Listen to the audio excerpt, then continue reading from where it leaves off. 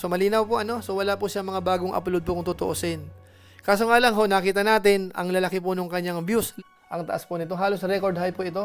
At kahit po sa graph ho, makikita natin dito sa gawing kanan, sa bilang po ng subscribers, ang taas po ng inangat niya, no? Yung kulay pula na yan, yan po yan.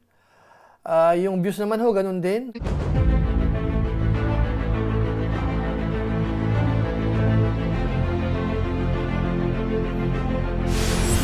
Ayun, shoutout guys, muli po, welcome to my YouTube channel. Ito po si Kuya July, ang inyong katugang, ang inyong kalingap na muling buwabati po sa inyong magandang araw, magandang gabi.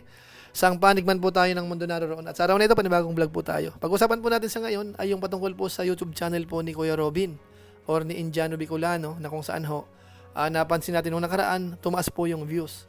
Ngayon alamin po natin kung yung views po ba ay nami-maintain. Lalo't alam naman ng karamihan na kailangan po ni Ate Pia ng pagkakakitaan kahit papano, kahit ang kalinga po ay tumutulong. Ano po? So alamin po natin, trending pa rin ho ba ang channel ni Kuya Robin? Maya-maya po yan ng konti.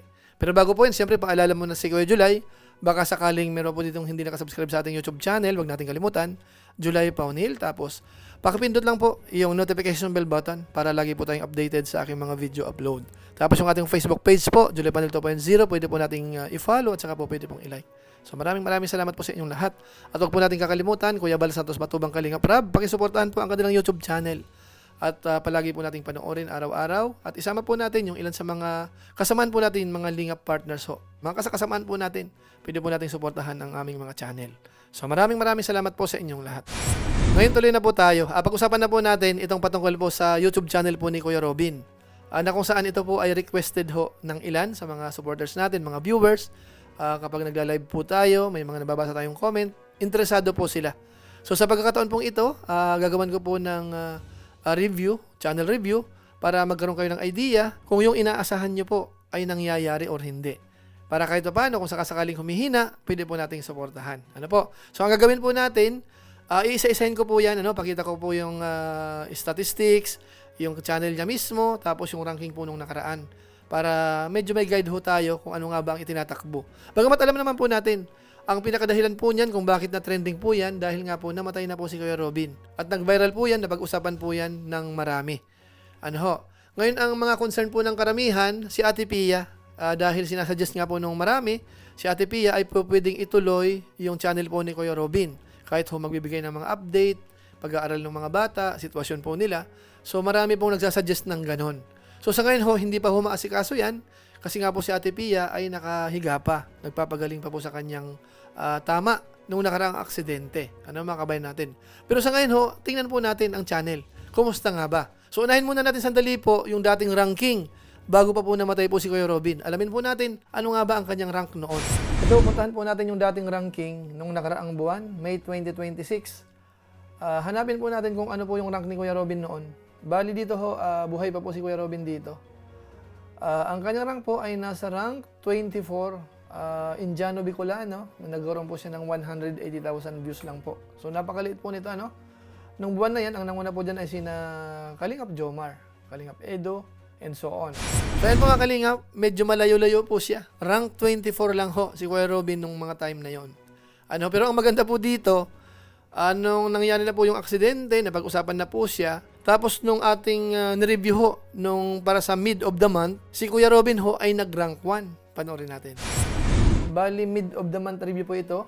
After na po ito nung namatay si Kuya Robin, mga kabayan po natin. At dito po, siya ho ay nag-rank 1. So makita natin dito, 1.8 million po. Ang pangalawa naman si Kalingap Edo, nalagpasan niya po yan, 1.7 million views. Pangatlo, Star Rocks TV, 1.4 million views. Pang-apat, Kalingap Alvin, 1.4 million views. Pang-lima, Kalingap Jomar, 1.3 million views. Tapos pang-anim, Kalingap David, 1.1 million views.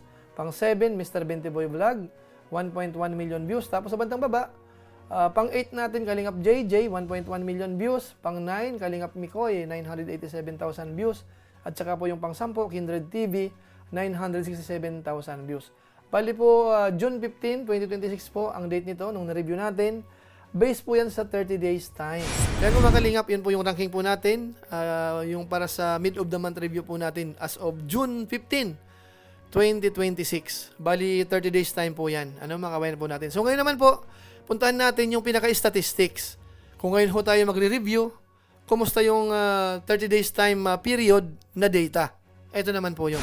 Ito naman po ang statistics ng channel po ni Kuya Robin.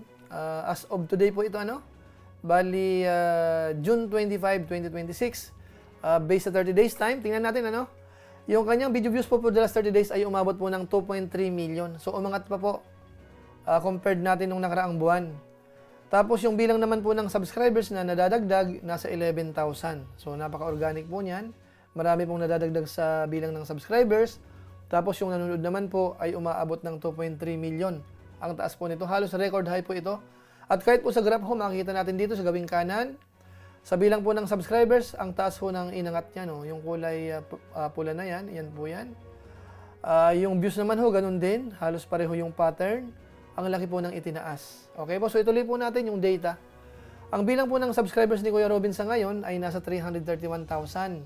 Tapos yung total views mula nung nag-umpisa, meron na pong 22,991,639. Nakapag-upload naman po siya ng 573, kasama po yung live stream dyan. So marami-rami na rin po pala. At ginawa naman yung kanyang channel, March 15, 2023. Ang kanyang rank po sa Pilipinas, nasa pang 778 na po siya. So kung tingnan naman po natin ang daily performance, tingnan po natin sa total po muna.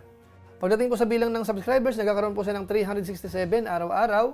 Tapos yung daily views ho, nasa 75,226. So malaki po ito So tingnan po natin yung daily performance. So araw-araw ho, ang views ni Kuya Robin ay nagre-range po ng 89,000 mahigit. Merong 167,000 plus, 110,000 plus, 115,000 plus. Meron dito 70,000 plus. Ang mababa dito nasa 36,000. Merong 54,000 mahigit, 118,810, 79,532. So ito po, daily po ang binabasa natin. Ito po yung mga date niyan.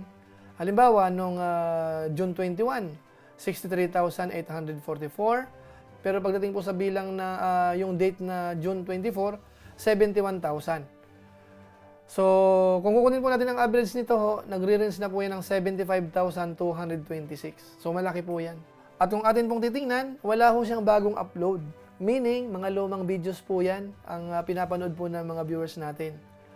Ang pumasok lang po dito na pasok po doon sa 30 days time ay 2 video.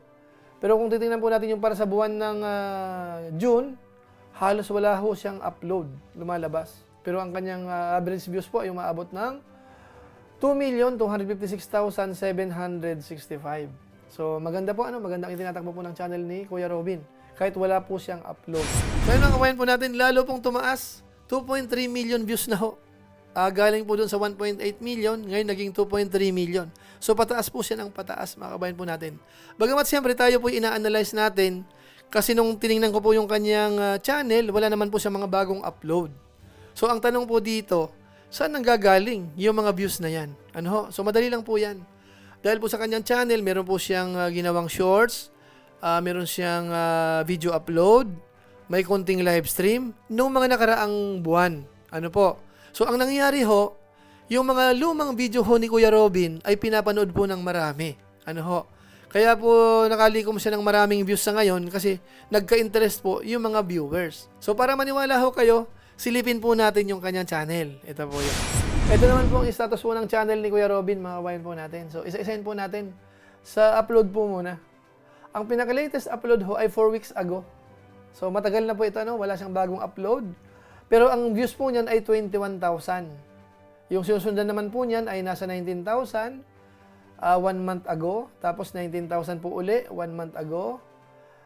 Tapos maliit na po dito 6,300 1 month ago. Pagdating po sa live stream, tingnan natin kung anong pinaka-latest. 1 month ago, so matagal na rin po pero hindi masyadong malaki, 2,100 lang. Pero pagdating po sa shorts, ito po, isa po yan sa malaki ang views.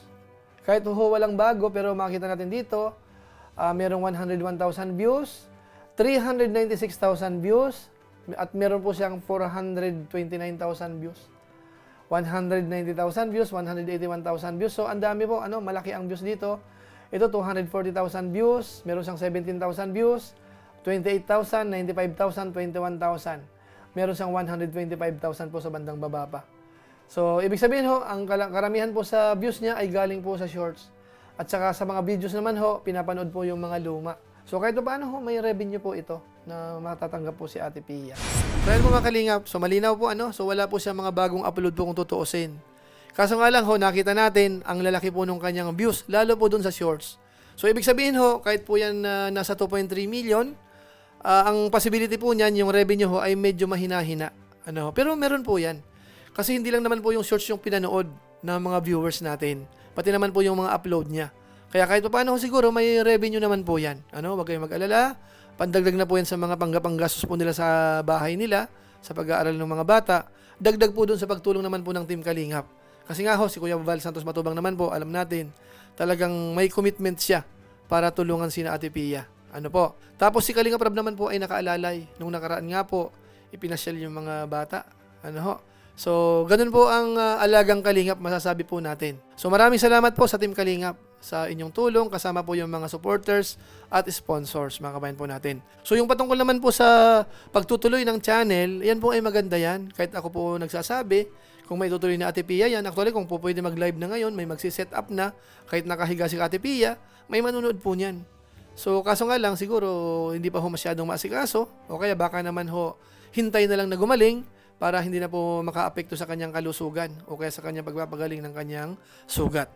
So wait lang po natin. Ano man po ang meron, sundan lang po natin, suportahan po natin, makabayan po natin. Total, nagbibigay naman po ng update si Kalingap Rab patungkol po sa kanila. So sana ho malinaw yung ating paliwanag doon po sa mga nag-request about sa update. Yan po ang pinakita ko na po sa inyo. Sana ho maayos na yan, clear sa inyo yan mga kabayan natin. Basta isang bagay na napansin po natin dito, kahit wala po siyang bagong upload, marami po yung kanyang nalikom na views. So ibig sabihin ho, kung siya po ay mag-upload, yan po ay lalaki pa ng lalaki at baka ho ma-recommend yung kanyang channel, maging maganda po ang takbo. So maraming salamat na lang po sa inyong lahat sa mga nanood po, sumisilip sa channel ni na Kuya Robin. Maraming salamat po sa inyo at higit sa lahat po sa Team Kalingap na laging nakasuporta po sa pamilya po nila. So yun lang po muna siguro. Maraming salamat po sa inyo at kung inyo naman po itong nagustuhan, pwede po nating i-share. So muli, ito po si Kuya July, ang inyong katugang, ang inyong kalingap na pansamantalang nagpapaalam po muna. Kita-kita ulit tayo sa mga sunod ko pang vlog. Maraming salamat sa inyo walang samang pagsuporta po sa ating YouTube channel. Pagpalain nawa kayo ng Diyos, mabuhay tayong lahat. God bless! Bye-bye!